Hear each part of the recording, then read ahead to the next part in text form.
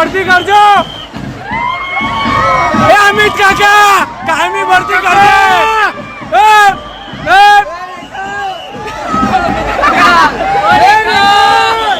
कायमी teacher भरजे।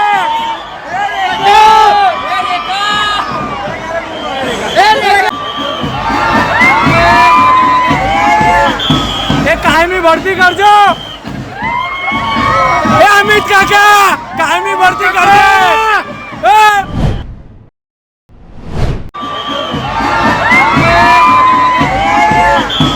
कायमी भरती करजो। अमित काका कायमी भरती करजे।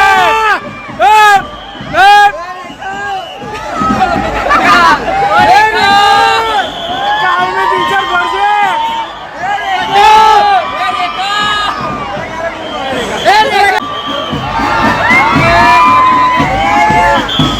कायमी भरती करजो।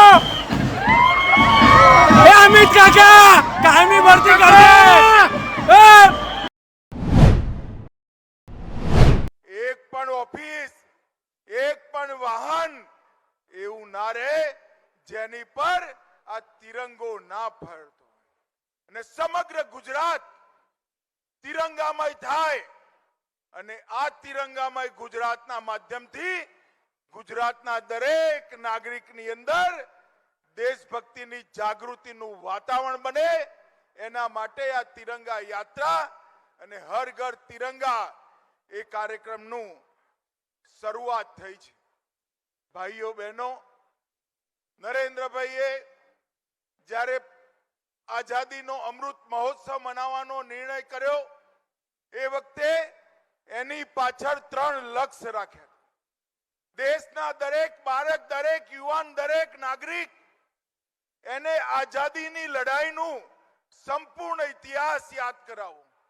એની સાથે સાથે 75 વર્ષમાં આપણે પ્રાપ્ત કરેલી સિદ્ધિઓ, સમગ્ર દેશે પ્રાપ્ત કરેલી સિદ્ધિઓની જાણકારી આપી અને ત્રીજો આવનારા 25 વર્ષ દેશનો અમૃતકાળ, 75 વર્ષથી 100 વર્ષની આ યાત્રા દેશના 130 કરોડ નાગરિકો દેશના વિકાસ સાથે જોડાઈ ભારતને સમગ્ર વિશ્વમાં દરેક ક્ષેત્રમાં નંબર 1 બનાવવાનો પુરુષાર્થ કરવો એના માટે આ અમૃત મહોત્સવ યોજ્યો હતો। અને અમૃત મહોત્સવ પત્યા પછી અમૃત કાલમાં આ સ્મૃતિ, આ સંકલ્પ એને યાદ કરાવવાનું કામ દર 15મી ઓગસ્ટે હર ઘર તિરંગાનો કાર્યક્રમ કરે છે। મિત્રો, આજે મહાન સ્વાતંત્ર્ય સેનાની મેડમ ભીખાજી કામા, જેમને દુનિયાના મંચ પર સૌથી પહેલા તિરંગો ફેરવવાનું કામ કર્યું હતું, મેડમ કામાનો આજે પુણ્યતિથિનો દિવસ છે। અને આજે મેડમ કામાના પુણ્યતિથિના દિવસે આ કાર્યક્રમના માધ્યમથી સૌ હુતાત્માઓ જેને દેશની આઝાદીમાં અનેક પ્રકારના બલિદાન આપ્યા એમને આપણે સૌ યાદ કરીને શ્રદ્ધાંજલિ આપીએ। અને એની સાથે સાથે આપણા વડાપ્રધાન નરેન્દ્રભાઈએ જે સંકલ્પના 130 કરોડ ભારતીયોની સામે મૂકી છે કે જ્યારે ભારતની આઝાદીના 100 વર્ષ થાય 15 ઓગસ્ટ 2047 ત્યારે ભારત સંપૂર્ણ વિકસિત ભારત હોય, ભારત મહાન ભારત હોય અને દરેક ક્ષેત્રમાં દુનિયાનું નેતૃત્વ ભારત કરતું હોય એ પ્રકારના ભારતની રચનાનો સંકલ્પ આપણે સૌએ લીધો છે। એ સંકલ્પને સિદ્ધિ સુધી પહોંચાડવાનું કામ આ પ્રકારના અનેકવિધ કાર્યક્રમોથી આવનારા 25 વર્ષ સુધીમાં થવાનું છે। નરેન્દ્રભાઈના નેતૃત્વમાં અત્યાર સુધી 10 વર્ષમાં અનેક ક્ષેત્રોમાં વિશ્વ પણ અચંબિત થઈ જાય એ પ્રકારની સિદ્ધિઓ આપણે પ્રાપ્ત કરી છે। ચંદ્રમાના દક્ષિણ ધ્રુવ, જ્યાં સુધી પૃથ્વીનો કોઈ વ્યક્તિ પહોંચ્યો ના હોય ત્યાં આપણો તિરંગો પહોંચાડવાનું કામ આપણા નેતા નરેન્દ્ર મોદીજી. વર્ષોથી આતંકવાદ અને નક્સલવાદથી પીડાતા ભારતની જનતાને સર્જિકલ સ્ટ્રાઇક અને એર સ્ટ્રાઇક કરી દુશ્મનોના દાંત ખાટા કરવા વાળો જવાબ આપવાની શરૂઆત નરેન્દ્ર મોદીજી.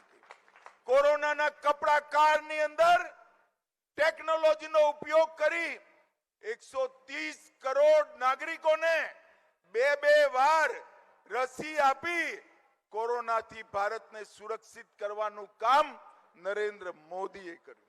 અને G20 ની અંદર રાષ્ટ્રપિતા મહાત્મા ગાંધીની સમાધિ પર વિશ્વભરના નેતાઓ એક જ સમયે, એક જ સવારે, એક જ દિવસે નતમસ્તક થઈ રાષ્ટ્રપિતાને સન્માન આપવાનું કામ પણ નરેન્દ્ર મોદીના નેતૃત્વમાં થયું.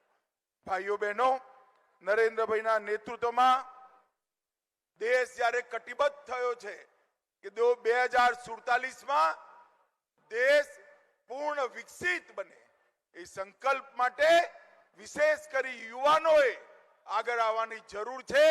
અને જે ક્ષેત્રમાં આપણે કામ કરતા હોય એ ક્ષેત્રમાં દેશને સર્વપ્રથમ પહોંચાડીએ એ લક્ષ્ય માટે કામ કરવાનું છે.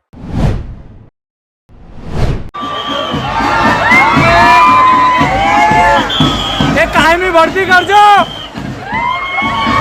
એ અમિત કાકા કાયમી ભરતી કરજો.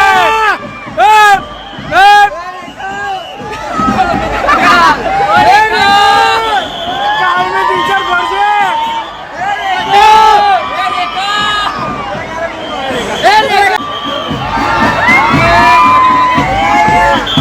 એ કાયમી ભરતી કરજો.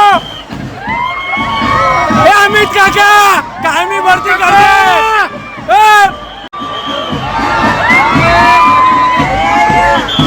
એ કાયમી ભરતી કરજો. એ અમિત કાકા કાયમી ભરતી કરજો.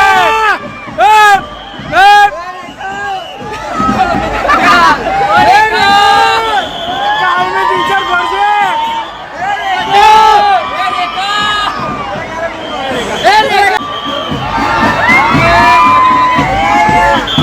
એ કાયમી ભરતી કરજો.